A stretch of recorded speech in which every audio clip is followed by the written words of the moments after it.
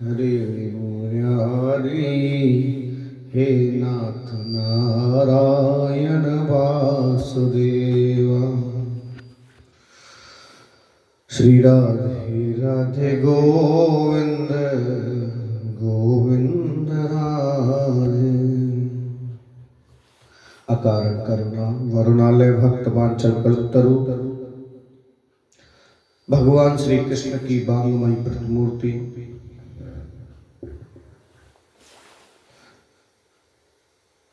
श्री राधा रानी के श्री चरणों में प्रणाम।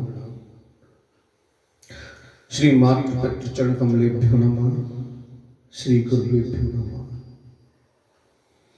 संक्षिप्त ब्रह्मवर्त पुराण के प्रकृति खंड में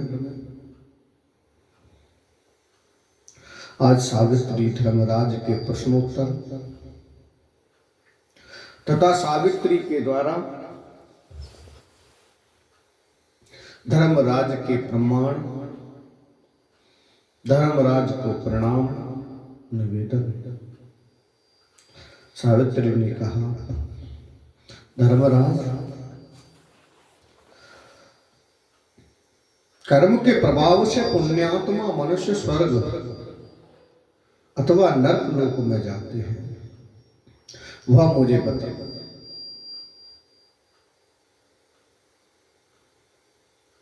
बताने की कृपा करा।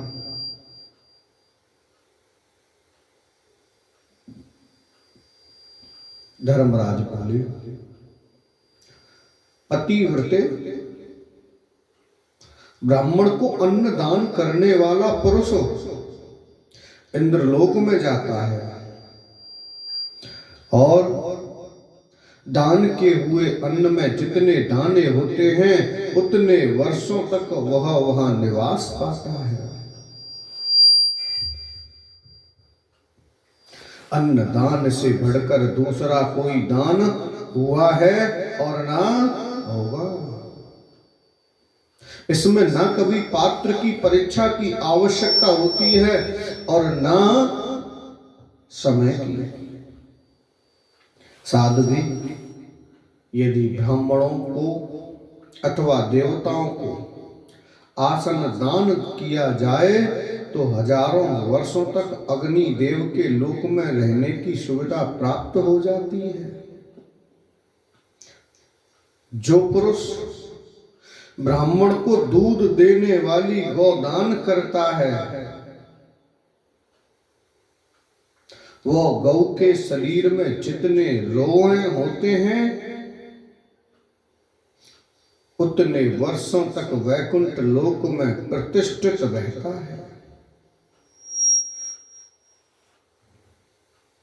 यह गौदान साधारण दिनों की अपेक्षा पर्व के समय 4 गुना, तीर्थ में 100 गुना और नारायण क्षेत्र में कोटि गुना फल देने वाला होता है। जो मानव भारतवर्ष में रहकर भक्ति पूर्वक ब्राह्मण को गौ प्रदान करता है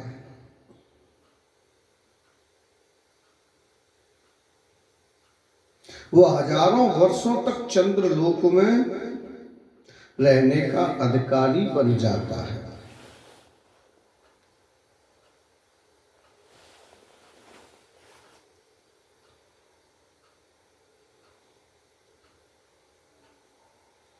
दुग्धवती गौ ब्राह्मण को देने वाला पुरुष उसके रोम पर्यंत वर्षों तक विष्णु लोक में प्रतिष्ठित होता है। जो ब्राह्मण को वस्त्र सहित सालग्राम शिला का दान करता है वह चंद्रमा और सूर्य के स्थिति काल तक वैकुंठ में सम्मान पूर्वक रहता है।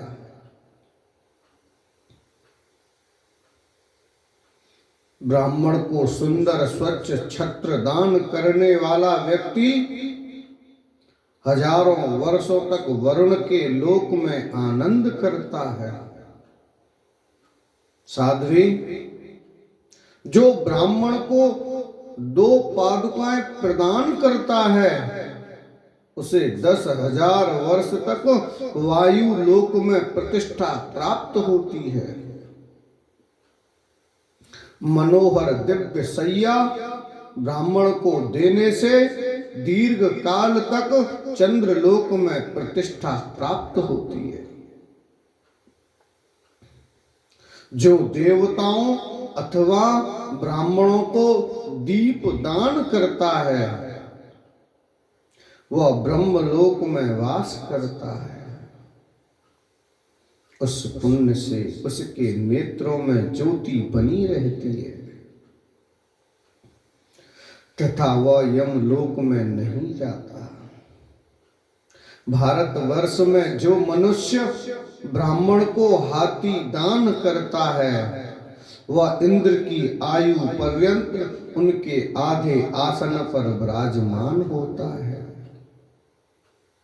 ब्राह्मण को घोड़ा देने वाला भारतवासी मनुष्य वरुण लोक में आनंद करता है।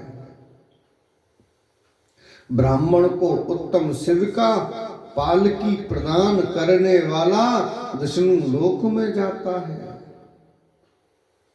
जो ब्राह्मण को पंखा तथा सफेद चवर अर्पण करता है वह वायु लोक में सम्मान पाता है।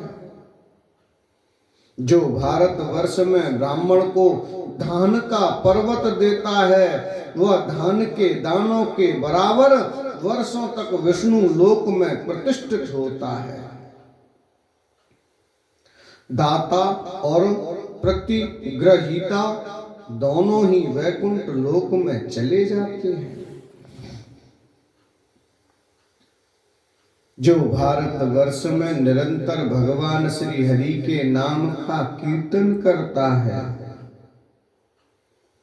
उस चिरंजीवी मनुष्य को देखते ही मृत्यु भाग जाती है।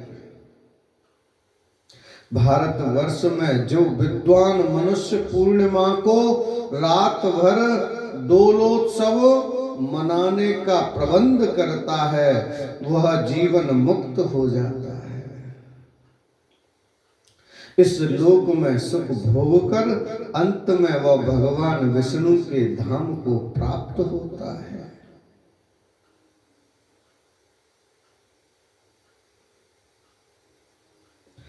उत्तरा फाल्गुनी में उत्सव मनाने से इससे दुगना फल मिलता है। जो भारतवर्ष में ब्राह्मण को तिल दान करता है वह तिल के बराबर वर्षों तक विष्णु धाम में सम्मान पाता है। उसके बाद उत्तम योनियों में जन्म पाकर चिरंजीवी हो सुख भोगता है। तांबे के पात्र में तिल रखकर दान करने से दूना फल मिलता है। जो मनुष्य ब्राह्मण को फल युक्त वृक्ष प्रदान करता है वह फल के बराबर वर्षों तक इंद्र लोक में सम्मान पाता है। फिर उत्तम योनियों में जन्म पाकर वह सुयोग्य पुत्र प्राप्त करता है। फल वाले वृक्षों के दान की महिमा इससे 1000 गुना अधिक बताई गई है। अन्नदानात् परं दानं न भूतं न भविष्यति नात्र पात्र परीक्षास्यान्न कालनीयं कुच्चितः।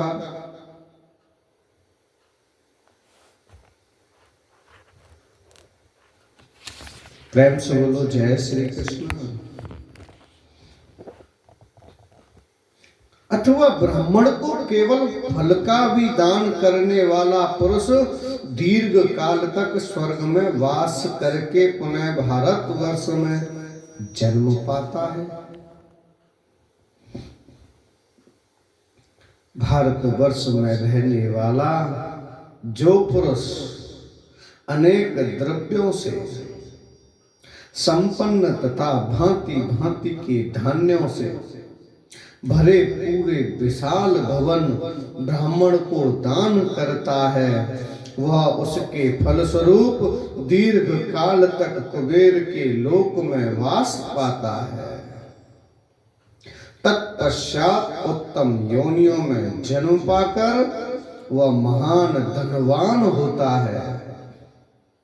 साध्वी, हरी भरी खेती से युक्त सुंदर भूमि भक्ति पूर्वक ब्राह्मण को अर्पण करने वाला पुरुष निश्चय पूर्वक वैकुंठ धाम में प्रतिष्ठित होता है। जो मानव उत्तम गौशाला तथा गांव ब्राह्मण को दान करता है,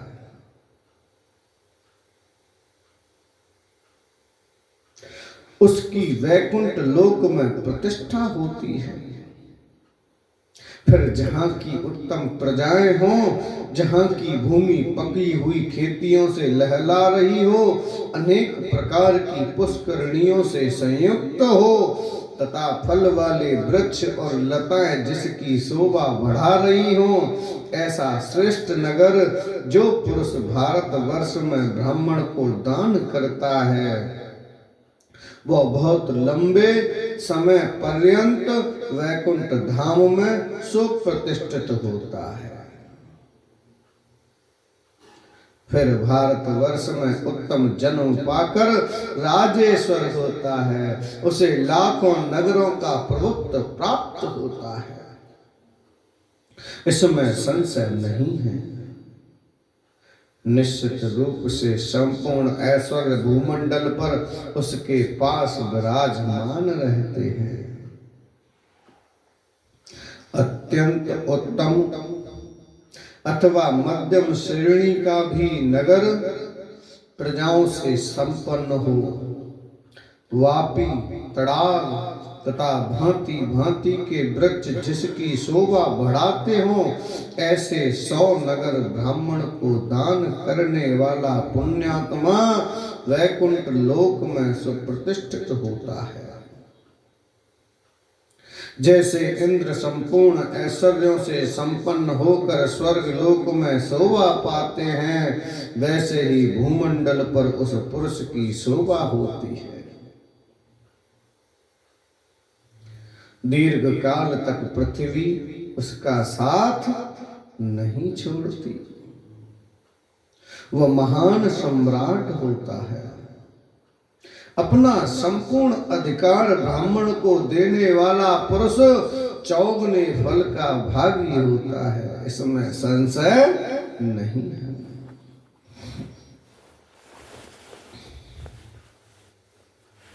पतिव्रते,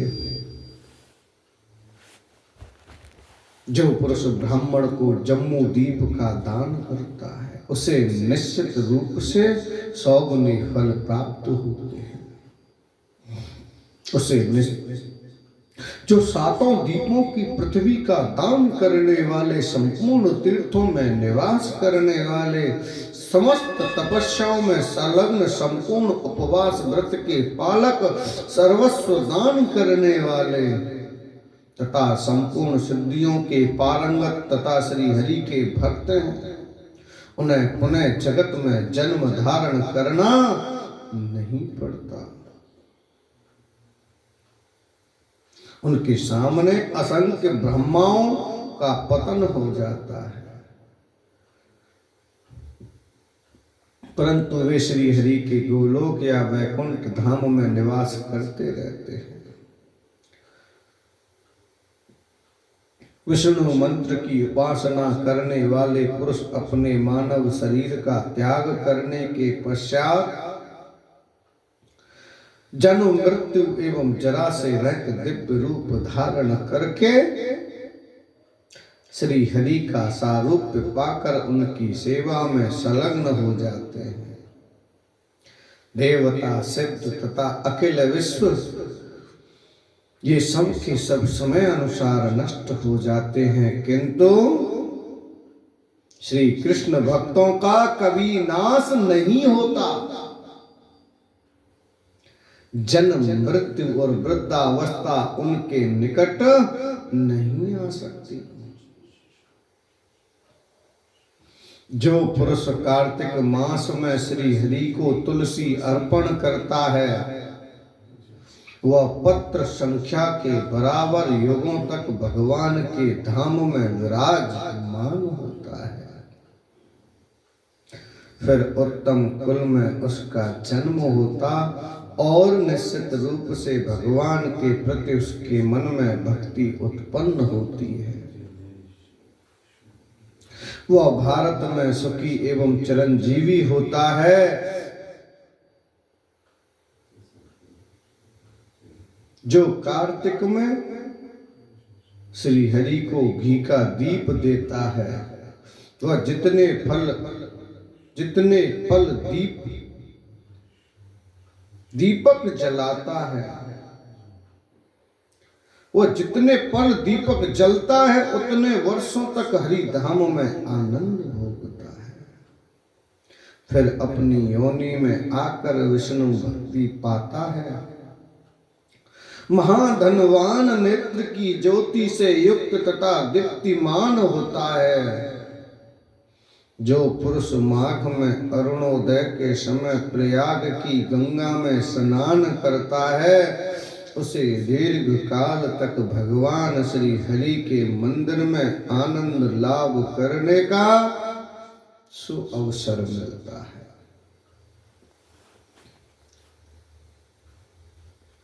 फिर वह उत्तम योनियों में आकर भगवान श्री हरि की भक्ति एवं मंत्र पाता है। भारत में जितेंद्रिय शिरोमणि होता है। पुनः यथा समय मानव शरीर को त्याग कर भगवत धाम में जाता है। वहां से पुनः पृथ्वी तल पर आने की स्थिति उसके सामने नहीं आती। भगवान का सारूप प्राप्त कर वह उनकी सेवा में सदा लगा रहता है। गंगा में सर्वदा स्नान करने वाला पुरुष सूर्य की भांति भूमंडल पर पवित्र माना जाता है। उसे पद पद पर अश्वमेध यज्ञ का फल प्राप्त होता है, यह निश्चित है। उसकी चरण रज से पृथ्वी तत्काल पवित्र हो जाती है। वह वैकुंठ लोक में सुख पूर्वक निवास करता है। उस तेजस्वी पुरुष को जीवन मुक्त कहना चाहिए। संपूर्ण तपस्वी उसका आदर करते हैं। जो पुरुष मीन और कर्क के मध्यवर्ती काल में भारतवर्ष में सुवासित जल का दान करता है वह वैकुंठ में आनंद भोगता है।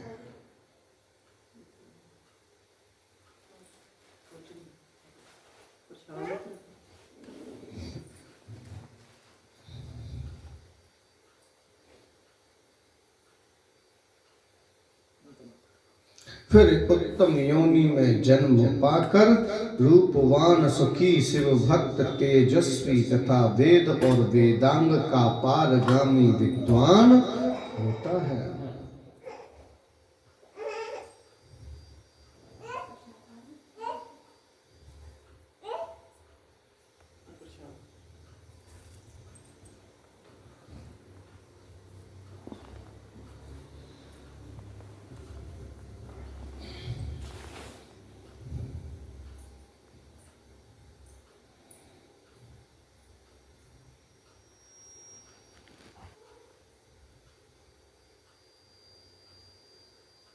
फिर उत्तम योनि में जन्म पाकर रूपवान सुखी शिव भक्त तेजस्वी तथा वेद और वेदांग का पारगामी विद्वान होता है। वैशाख मास में ब्राह्मण को सत्तू दान करने वाला पुरुष सत्तू गुण के बराबर वर्षों तक विष्णु मंदिर में प्रतिष्ठित होता है। भारतवर्ष में रहने वाला जो प्राणी श्री कृष्ण जन्माष्टमी का व्रत करता है वह 100 जन्मों के पापों से मुक्त हो जाता है।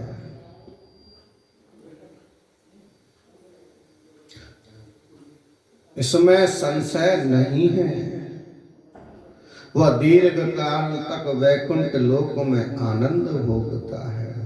फिर उत्तम योनि में जन्म लेने पर उसे भगवान श्री कृष्ण के प्रति भक्ति उत्पन्न हो जाती है, यह निश्चित है। इस भारत वर्ष में ही शिवरात्रि का व्रत करने वाला पुरुष दीर्घ काल तक शिव लोक में प्रतिष्ठित होता है। जो शिवरात्रि के दिन भगवान शंकर को बिल्व पत्र चढ़ाता है, वह पत्र संख्या के बराबर युगों तक कैलाश में सुखपूर्वक वास करता है। पुनः श्रेष्ठ योनि में जन्म लेकर भगवान शिव का परम भक्त होता है। विद्या, पुत्र, संपत्ति, प्रजा और भूमि ये सभी उसके लिए सुलभ रहते हैं। जो व्रती पुरुष चैत्र अथवा माघ मास में शंकर की पूजा करता है तथा बेंत लेकर उनके सम्मुख रात दिन भक्ति पूर्वक नृत्य करने में तत्पर रहता है,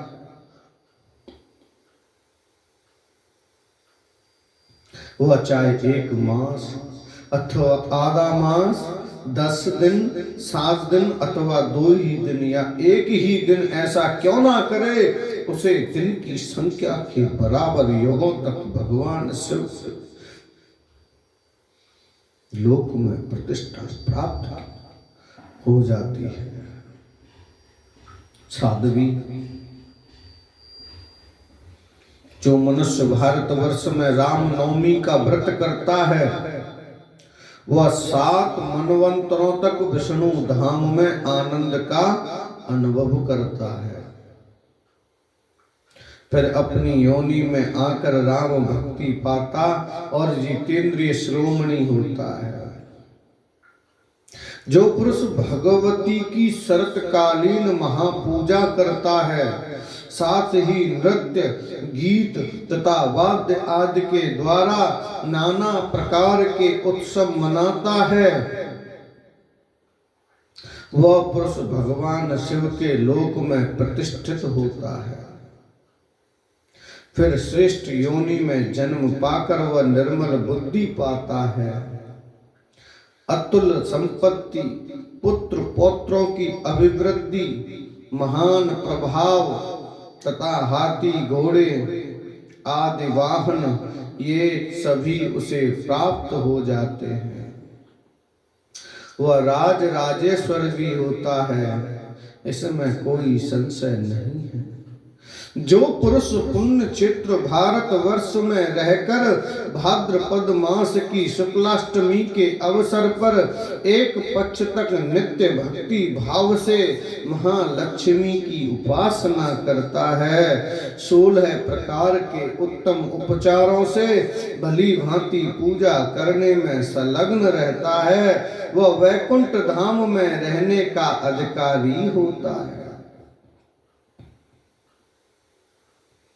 भारतवर्ष में कार्तिक की पूर्णिमा के अवसर पर सैकड़ों गोप एवं गोपियों को साथ लेकर रास मंडल संबंधी उत्सव मनाने की बड़ी महिमा है। उस दिन पाषाणमयी प्रतिमा में 16 प्रकार के उपचारों द्वारा श्री राधा कृष्ण की पूजा करें। इस पुण्य में कार्य को संपन्न करने वाला पुरुष गोलोक में वास करता है और भगवान श्री कृष्ण का परम भक्त बनता है।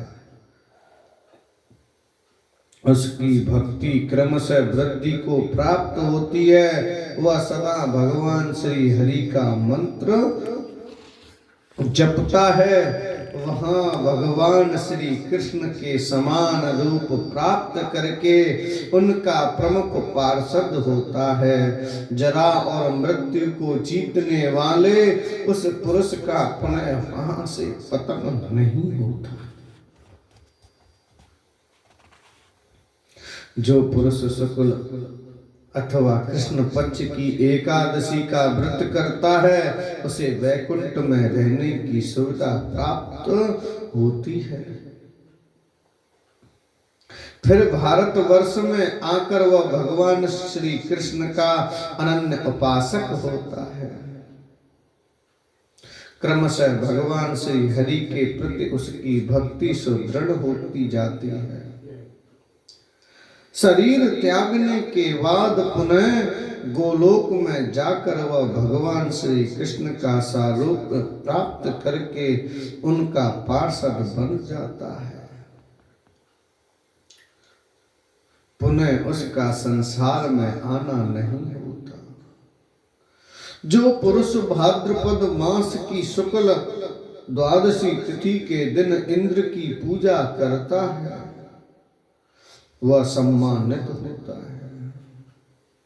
जो प्राणी भारतवर्ष में रहकर रविवार, संक्रांति अथवा शुक्ल पक्ष की सप्तमी तिथि को भगवान सूर्य की पूजा करके अवश्यान्य भोजन करता है वह सूर्य लोक में विराजमान होता है। फिर भारतवर्ष में जन्म पाकर आरोग्यवान और धनाढ्य पुरुष होता है। ज्येष्ठ महीने की कृष्ण चतुर्दशी के दिन जो व्यक्ति भगवती सावित्री की पूजा करता है वह ब्रह्मा के लोक में प्रतिष्ठित होता है। फिर वह ब्रह्मा के लोक में प्रतिष्ठित होता है। फिर वह पृथ्वी पर आकर श्रीमान एवं अतुल पराक्रमी पुरुष होता है।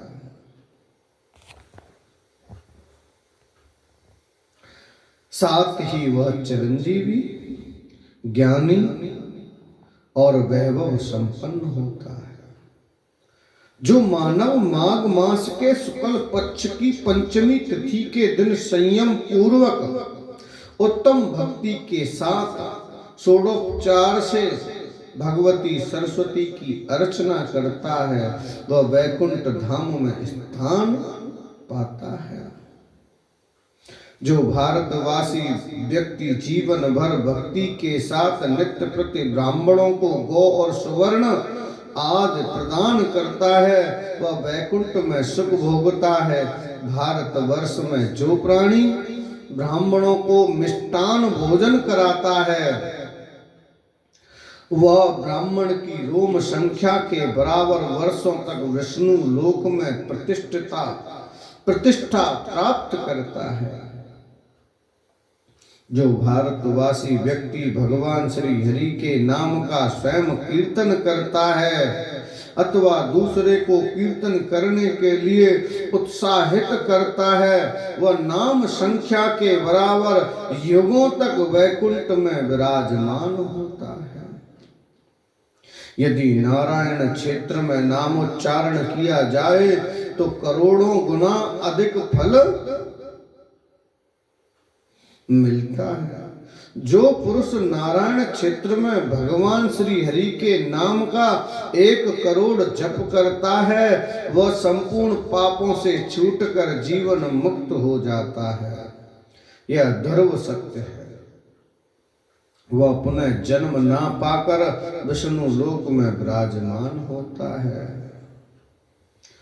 नाम राम कोटिम हरं हि क्षेत्रे नारायणे जपे सर्वपाप विनिर्मुक्तं जीवन मुक्तं भवेत् ध्रुवं लभते न बुर्धनं वैकुंठं समहीयते।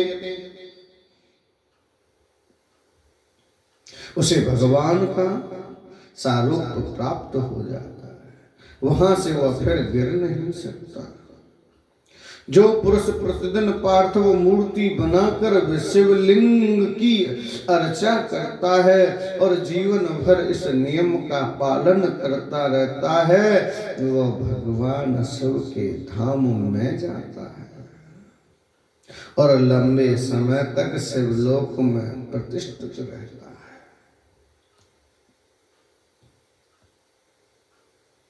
तत्पश्चात भारतवर्ष में आकर राजेंद्र पद को सुशोभित करता है। निरंतर सालग्राम की पूजा करके उनका चरणोदक पान करने वाला पुण्यात्मा पुरुष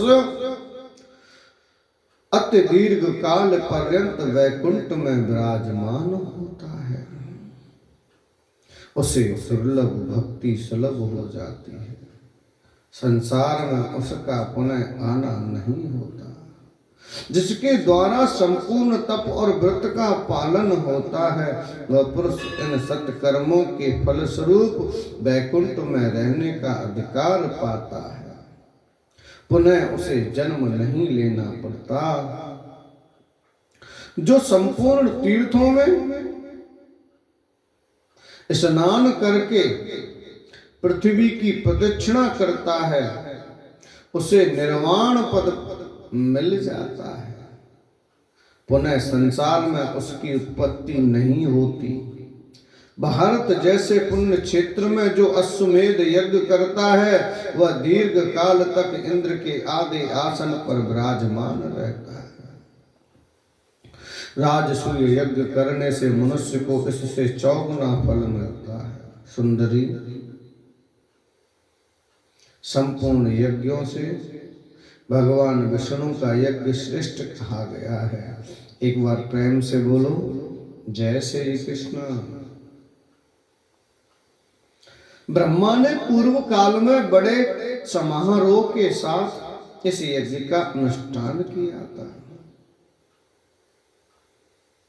पतिव्रते उसी यज्ञ में दक्ष प्रजापति और शंकर में कलह मच गया था। ब्राह्मणों ने क्रोध में आकर नंदी को शाप दिया था और नंदी ने ब्राह्मणों को। यही कारण है कि भगवान शंकर ने दक्ष के यज्ञ को नष्ट कर डाला।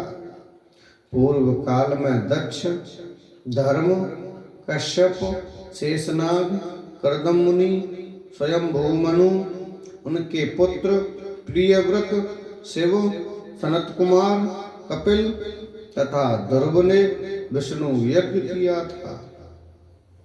उसके अनुष्ठान से हजारों राजसूय यज्ञों का फल निश्चित रूप से मिल जाता है। वह पुरुष अवश्य ही अनेक कल्पों तक जीवन धारण करने वाला तथा जीवन मुक्त होता है।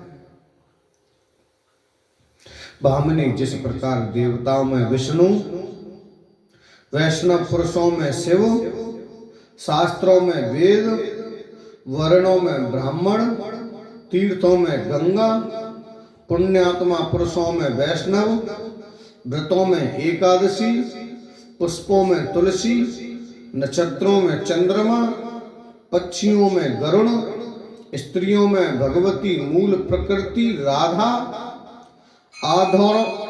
आधारों में वसुंधरा, चंचल स्वभाव वाली इंद्रियों में मन, प्रजापतियों में ब्रह्मा, प्रजेश्वरों में प्रजापति, वनों में वृंदावन, वर्षों में भारतवर्ष, श्रीमानों में लक्ष्मी, विद्वानों में सरस्वती, पतिव्रताओं में भगवती दुर्गा और सौभाग्यवती श्री कृष्ण पत्नियों में श्री राधा सर्वोपरि मानी जाती है। उसी प्रकार संपूर्ण यज्ञों में विष्णु यज्ञ श्रेष्ठ माना जाता है।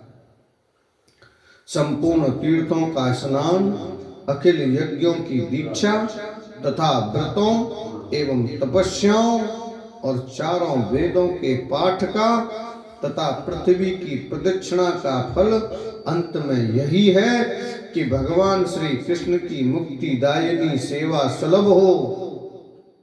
पुराणों, वेदों और इतिहासों में सर्वत्र श्री कृष्ण के चरण कमलों की अर्चना को ही सारभूत माना गया है। भगवान के स्वरूप का वर्णन, उनका ध्यान, उनके नाम और गुणों का कीर्तन, स्तोत्रों का पाठ, नमस्कार, जप, उनका चरणोदक और नैवेद्य ग्रहण करना यह नित्य का परम कर्तव्य है। साध्वी इसे सभी चाहते हैं और सर्वसम्मति से यही सिद्ध भी है। वत्से, अब तुम प्रकृति से पर तथा प्राकृत गुणों से रहित पर ब्रह्म श्री कृष्ण की निरंतर उपासना करो। मैं तुम्हारे पति देव को लौटा देता हूं, इन्हें लो और सुख पूर्वक अपने घर को जाओ। मनुष्यों का यह मंगलमय कर्म विपाक मैंने तुमको सुना दिया। यह प्रसंग सर्वेक्षित सर्वसम्मत तथा तत्व ज्ञान प्रदान करने वाला है। भगवान नारायण कहते हैं, नारद, धर्मराज के मुख से उपर्युक्त वर्णन सुनकर सावित्री की आंखों में आनंद के आंसू छलक पड़े। उसका शरीर पुलकायमान हो गया। उसने पुनः धर्मराज से कहा। सावित्री बोली, धर्मराज, वेद वेत्ताओं में श्रेष्ठ प्रभु, मैं किस विधि से प्रकृति से भी पर भगवान श्री कृष्ण की आराधना करूं, यह बताओ। भगवान, मैं आपके द्वारा मनुष्यों के मनोहर शुभ कर्म का विपाक सुन चुकी। अब आप मुझे अशुभ कर्म विपाक की व्याख्या सुनाने की कृपा करें। ब्राह्मण सती सावित्री इस प्रकार कहकर फिर भक्ति से अत्यंत नम्र हो वेदोक्त स्तुति का पाठ करके धर्मराज की स्तुति करने लगी। सावित्री ने कहा, प्राचीन काल की बात है। महाभाग सूर्य ने पुष्कर में तपस्या के द्वारा धर्म की आराधना की। तब धर्म के अंशभूत जिन्हें पुत्र रूप में प्राप्त किया, उन भगवान धर्मराज को मैं प्रणाम करती हूँ। जो सबके साथी है, जिनकी संपूर्ण भूतों में समता है, अतएव जिनका नाम समन है, उन भगवान समन को मैं प्रणाम करती हूँ। जो कर्मान रूप काल के संयोग से विश्व के संपूर्ण प्राणियों का अंत करते हैं, उन भगवान कृतांत को मैं प्रणाम करती हूँ। जो पापी जनों को शुद्ध करने के निमित्त दंडनीयों के लिए ही हाथ में दंड धारण करते हैं, तथा जो समस्त कर्मों के उपदेशक हैं, उन भगवान दंडधर को मेरा प्रणाम है। जो विश्व के संपूर्ण प्राणियों का तथा उनकी समूची आयु का निरंतर परिगणन करते रहते हैं, जिनकी गति को रोक देना अत्यंत कठिन है, उन भगवान काल को मैं प्रणाम करती हूँ। जो तपस्वी वैष्णव धर्मात्मा संयमी जितेंद्रिय और जीवों के लिए कर्म फल देने को उद्यत है, उन भगवान यम को मैं प्रणाम करती हूँ। जो अपनी आत्मा में दमन करने वाले सर्वज्ञ पुण्यात्मा पुरुषों के मित्र तथा पापियों के लिए कष्टप्रद है, उन पुण्य मित्र नाम से प्रसिद्ध भगवान धर्मराज को मैं प्रणाम करती हूँ। जिनका जन्म ब्रह्मा जी के वंश में हुआ है तथा जो ब्रह्म तेज से सदा प्रज्वलित रहते हैं, एवं जिनके द्वारा पर ब्रह्म का सतत ध्यान होता रहता है, उन ब्रह्मवंशी भगवान धर्मराज को मेरा प्रणाम। मुने इस प्रकार प्रार्थना करके सावित्री ने धर्मराज को प्रणाम किया। तब धर्मराज ने सावित्री को विष्णु भजन तथा कर्म के विपाक का प्रसंग सुनाया। जो मनुष्य प्रातः उठकर निरंतर इस यमाष्टक का पाठ करता है, उसे यमराज से भय नहीं होता और उसके सारे पाप नष्ट हो जाते हैं। यदि महान पापी व्यक्ति भी भक्ति से संपन्न होकर निरंतर इसका पाठ करता है, तो यमराज अपने काय व्यूह से निश्चित ही उसकी शुद्धि कर देते हैं। नरक कुंडों और उनमें जाने वाले पापियों का तथा पापों का वर्णन तपसाम धर्ममाराध्यं पुष्करे भास्करं पुरा धर्मासं यशतं पाप धर्माराजं नमाम्यहम्। समतां सर्वभूतेषु यस्य सर्वस्य साक्षरं अतो यन्नाम समना इति तं प्रणमाम्यहम्। येनान्तस्य कृतो विश्वे सर्वेषां जीवनां परं कर्मानुरूपकालेन तं कृतान्तं नमाम्यहम्। विवर्ति दंडं दंडाय पापिनां शुद्ध हेतवे नमामि तं दंडधरं यशास्ता सर्वकर्मणां विश्वं यः कलयत्यं सर्वायुश्चापि सन्ततम् अतीव दुर्निवायं च तं कालं प्रणमाम्यहम् तपस्विन् वैष्णवो धर्मी संयमी सज्जितेन्द्रियजीवनां कर्मफलदं तं यं प्रणाम्यहम् स्वात्मारामस्य सर्वज्ञो मित्रं पुण्यकृतां भवेत् पापीनां क्लेशदो यत्र पुण्यमित्रं नमाम्यहम् यज्जन्मं ब्रह्मणे वंशे ज्वलतं ब्रह्म तेजसा यो ध्यायति परं ब्रह्म ब्रह्मवंशं नमाम्यहम्। ब्रह्मवंशी भगवान धर्मराज को मेरा प्रणाम है।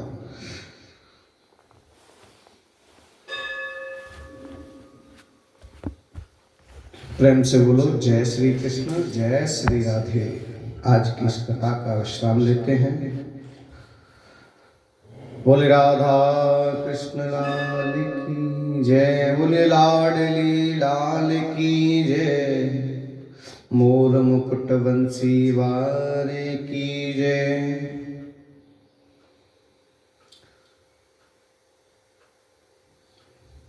हर संकट हरेगी करेगी भली, संकट हरेगी करेगी भली, वृषभान की लली, वृषभान की लली। श्री हरि शरणम श्री हरि शरणम श्री हरि शरणम।